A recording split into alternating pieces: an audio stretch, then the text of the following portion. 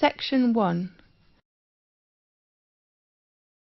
You will hear a conversation about accommodation rules. First, you have some time to look at questions 1 to 3.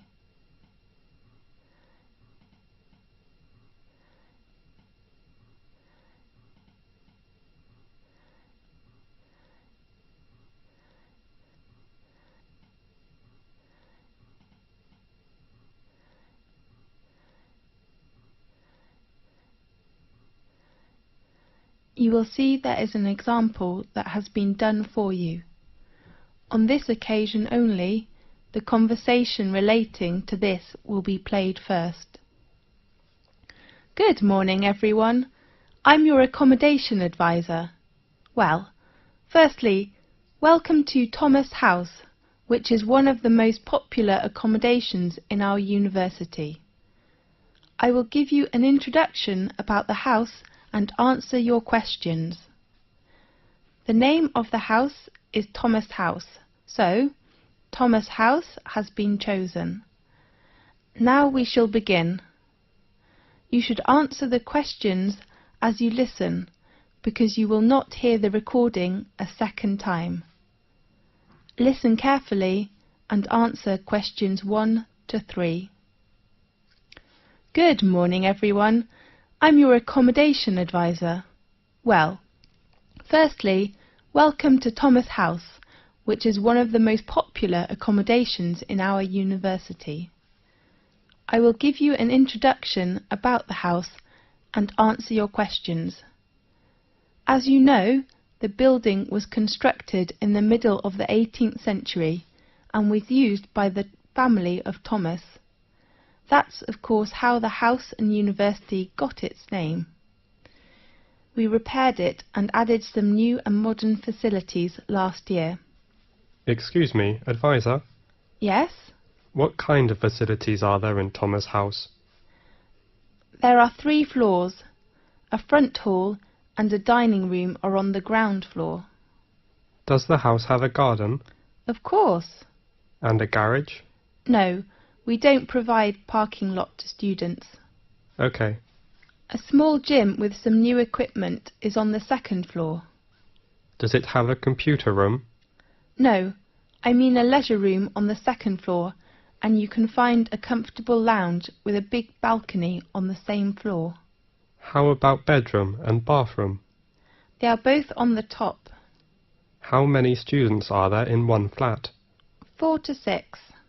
I wonder if I have to share a bathroom with others. No, we provide every student a bedroom and a bathroom. Great.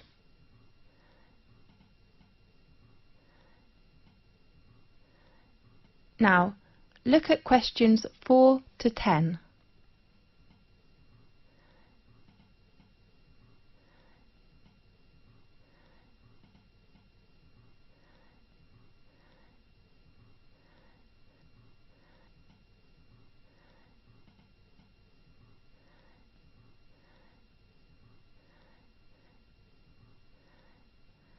Now listen carefully and answer questions 4 to 10.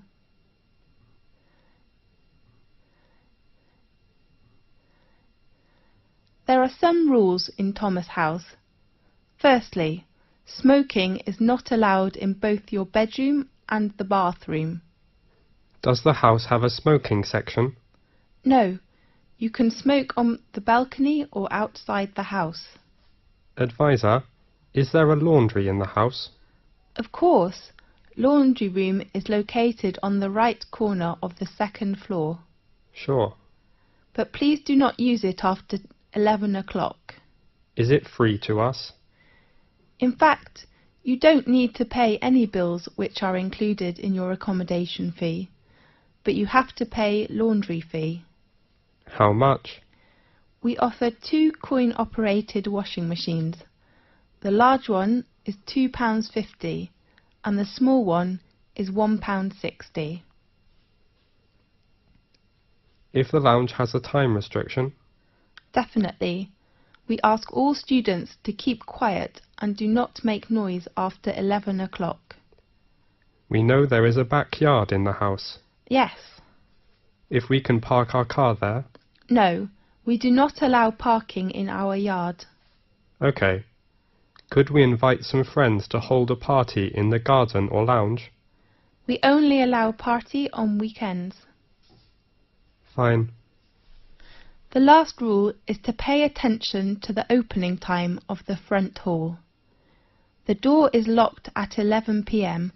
and opened again at 6 a.m. in the next morning. Remember to take the front door key when you go out early or come back late. How could we get the front door key? You can go to residence office building and get your key in room 101. Sure. Well, any questions? This is the end of section 1. You now have half a minute to check your answers.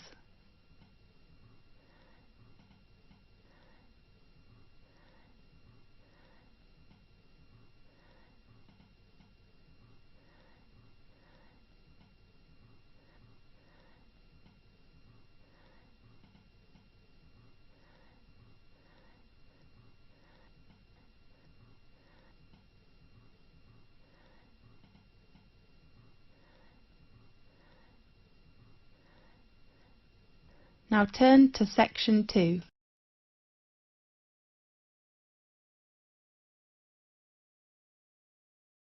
Section 2. You will hear an introduction about sports matches. First, you have some time to look at questions 11 to 17.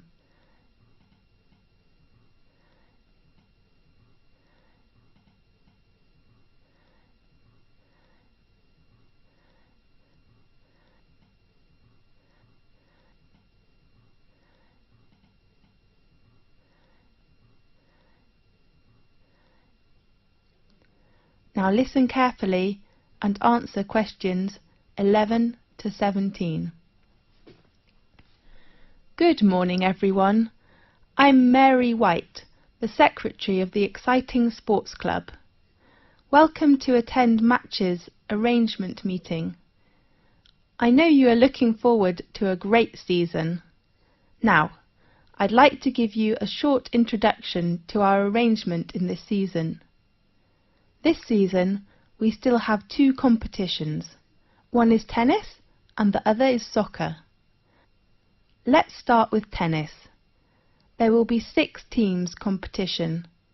We hope the players' ages are between 16 and 22 years old. While the number of soccer teams is only 4 in this season, because we hope all players' ages are no more than 20 years old. Now, in this new season there are some changes. The first one is the venue. We will arrange all our matches for both the tennis and soccer competitions in Magic Park instead of Darry Park, which was used last year. Tennis matches will be arranged on Court 2 and Court 4 will hold soccer matches. Our match schedule: all tennis matches will be played on Sunday afternoons.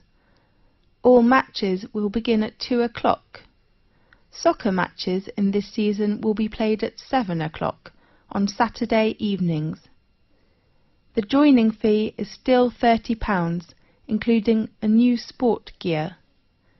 We still offer a week of training session before formal match for our new players.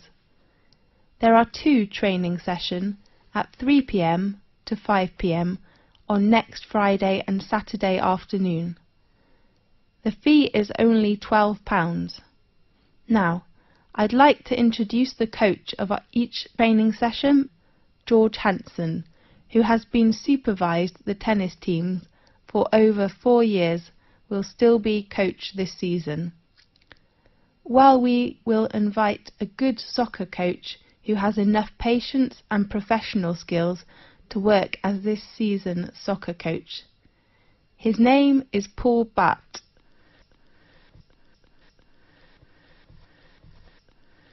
Now, look at questions 18 to 20.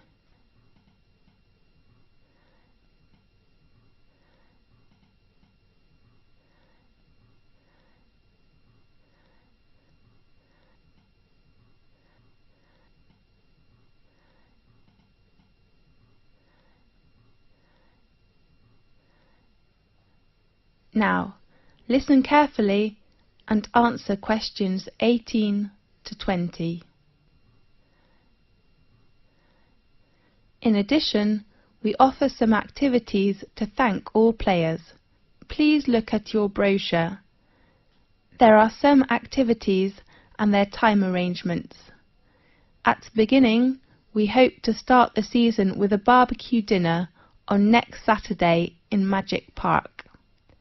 I do really hope all players will go there to enjoy the dinner, and you may invite your relatives and friends. Of course they have to pay a little fee, with just £5. And then, after the final match in the season, we will vote this season's MVP, the most valuable player.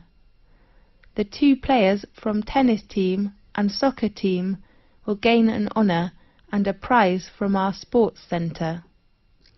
This season we hope all players can send a confirm letter to us to ensure our match arrangement. So please write to us before the deadline. It is on Thursday, 18th of April. Our secretary, David Black, is in charge of collecting fees and your letters in this season. His room number is 214 and his phone is 332567. This is the end of section 2. You now have half a minute to check your answers.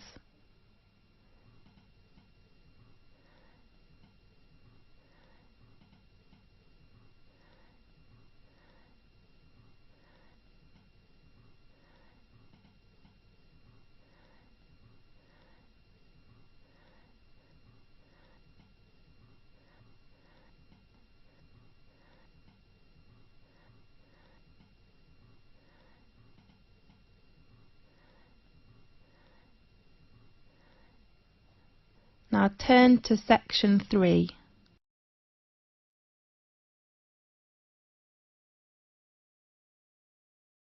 Section 3. You will hear a conversation about a student thesis. First, you have some time to look at questions 21 to 24.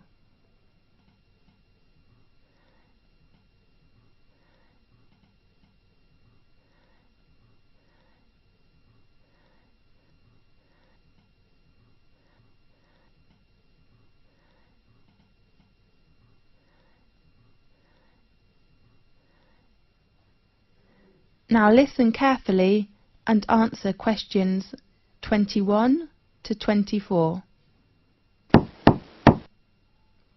Come in, please. Good afternoon. Oh, I am sorry. Is it Professor Lee's office room? No, it is room 640.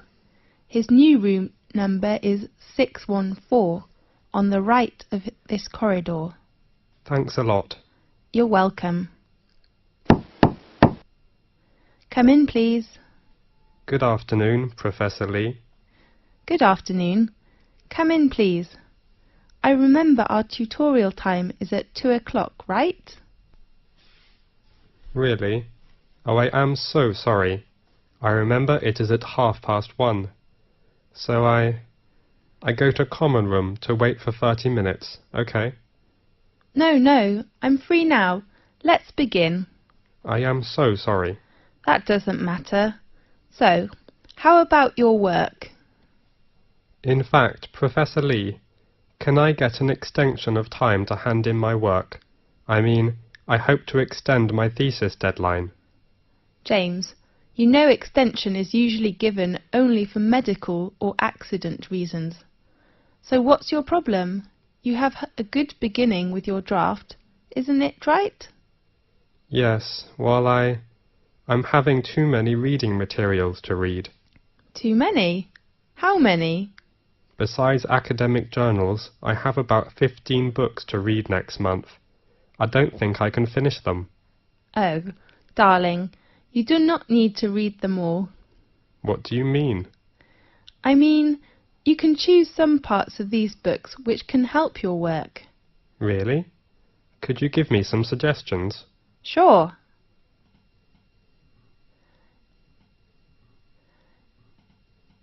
Now look at questions 25 to 30.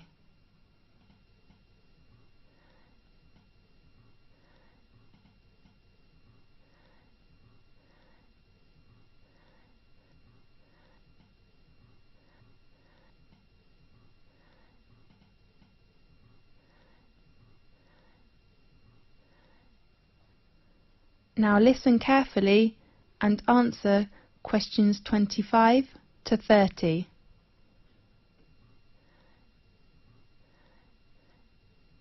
Do you bring your reference book list? Yes, I take it. Let's see. First, the book by Bayer. I think it is really worth reading. Read it all? Yes, the topic of the book is nearly the same field with you. Okay, I'll read Bayer's book. The next author is Oliver. I heard that his argument is very strong, but the book is a little difficult. You are right, but I still recommend you to know about his argument, which will give you a lot of help. Fine. Do you think I should read Billy's book? About Billy. I have to say his work is very good, especially his research method, but you do not need to read it now. Right. The last author is Andrew. How about his book? In my opinion, the one by Andrew says the research findings. I mean, his last part is very excellent, clear and persuasive. I agree with you. I'm reading the book now. Great. How about others? I suggest you finish these books next month, and then we will talk about others, okay? Okay. Have you begun your research work? Yes. How are things going?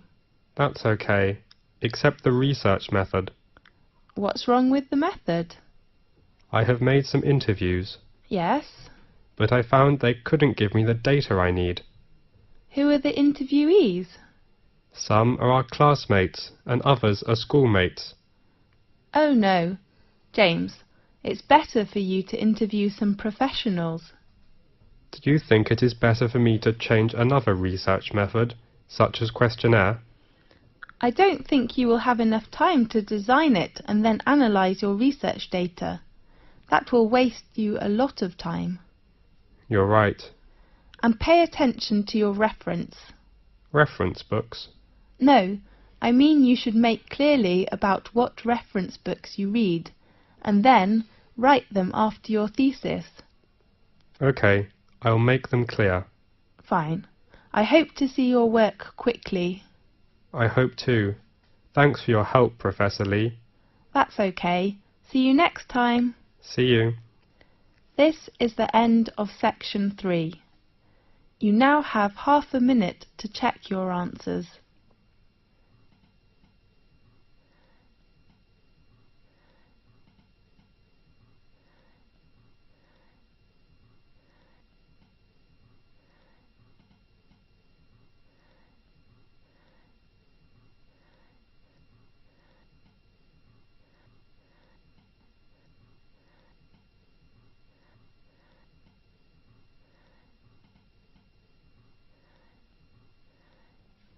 Now turn to section 4.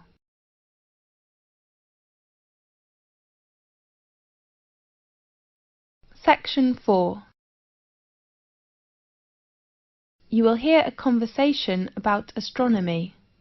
First, you have some time to look at questions 31 to 40.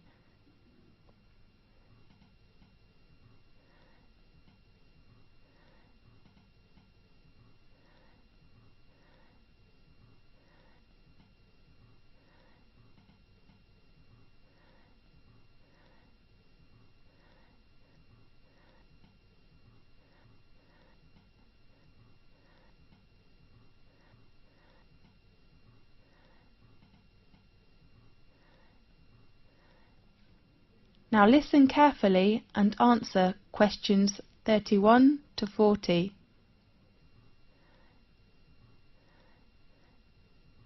This is Magic Time from the BBC. I am Faith. In today's programme, we invite a Professor of Astronomy. Welcome, Lewis. Thanks a lot, Faith. What magic information will you introduce to us? We all know the Leonidas in August are coming, so today let's talk about meteors. Good topic. At one time or another, almost everyone has glimpsed a swift little streak of light dashing across the night sky. Nearly everyone makes wishes when they see them, and blame both good and bad luck on their presence. Yes, these sudden celestial visitors are meteors. We often call it shooting star. The glowing trails are caused by the incineration of a piece of celestial debris entering our atmosphere. Many meteors are quick flashes, but some last long enough for us to track their brief course across the sky. Right. Now and then a meteor truly will light up the night, blazing brighter than Venus, although rarely, even brighter than the moon, leaving in its wake a dimly glowing trail that may persist for minutes. Lewis, can we see some meteors every night in 1 year? Yes. Under a dark sky, any observer can expect to see between 2 and 7 meteors each hour, any night of the year. These are sporadic meteors. Sporadic meteors? Yes. Their source bodies, meteorids, are part of the dusty background of the inner solar system. Several times during the year, Earth encounters swarms of small particles that greatly increase the number of meteors. The result is a meteor shower, during which observers may see dozens of meteors every hour. Concentrations of material within the swarms may produce better than average displays in some years, with rates of hundreds per hour, and were treated to a truly amazing display in which thousands of visible meteors can be seen for a brief period. The phenomenon is called meteor storms, which are more magnificent than meteor showers. Aha! That's wonderful! Definitely. The meteors that appear during a meteor shower seem to come from one point in the sky.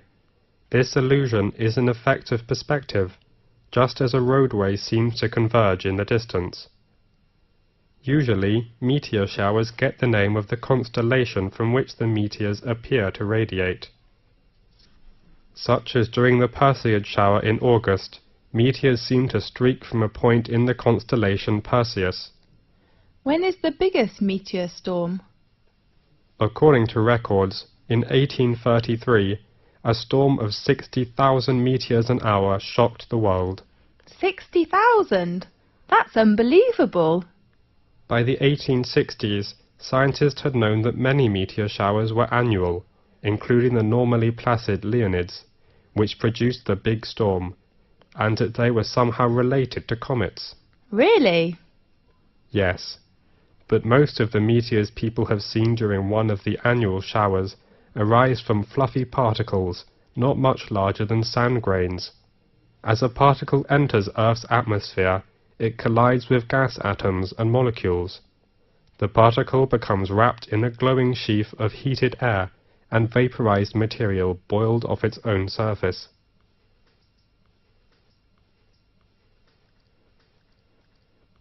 Whether a meteor is very near to us when it appears? No. In fact, it is an illusion. However, even well-trained professionals can be fooled, such as airline pilots have swerved to avoid meteors that were actually 160 kilometers away.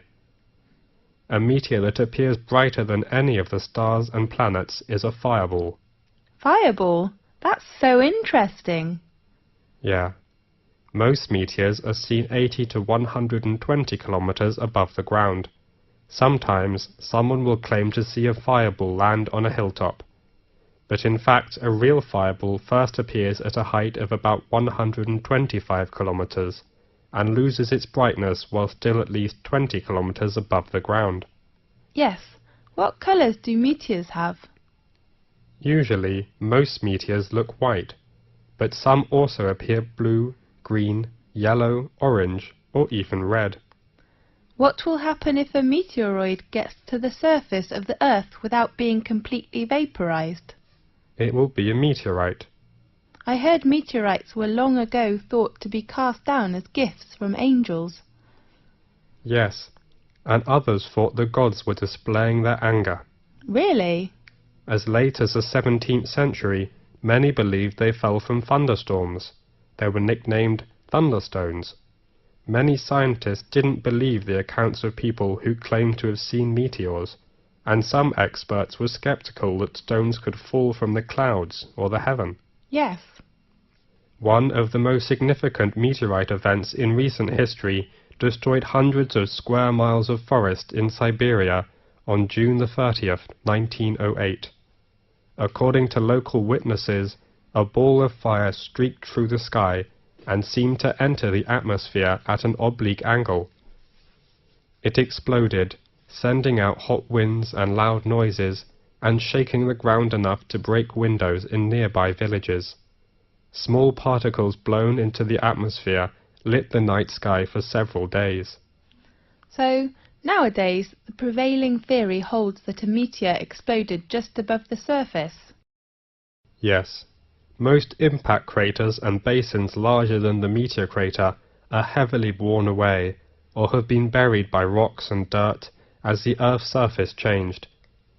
At present, Chicxulub Basin, centered in Mexico's Yucatan Peninsula, is the largest one. The diameter of basin is around 300 kilometers.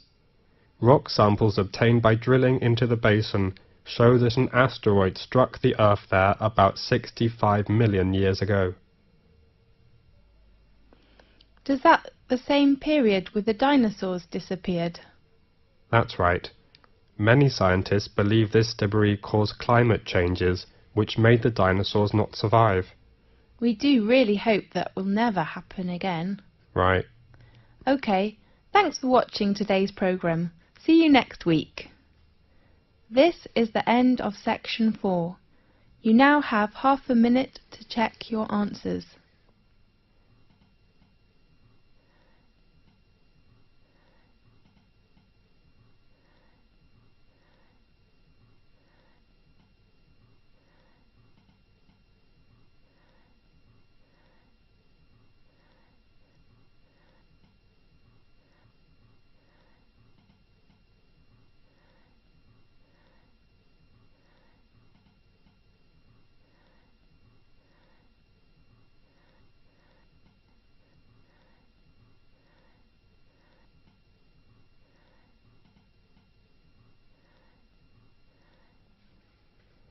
This is the end of the listening test.